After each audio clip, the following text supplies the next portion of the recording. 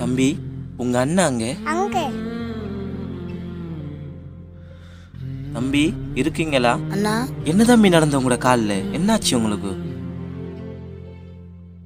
உங்ககிட்ட நான் அந்த மீன் விற்கிற இடத்த மீன் வாங்கினதுக்கு பிறகு நான் உங்களை பார்க்கணும்னு ஆசைப்பட்டு நான் திரும்ப தேடினேன். நான் உங்களோட அட்ரஸை தேடி தேடி திரிஞ்சேன். ஒருத்தர்கிட்ட அட்ரஸ் வாங்கினேன். அதுக்கு பிறகு உங்களோட காலில் என்ன நடந்த?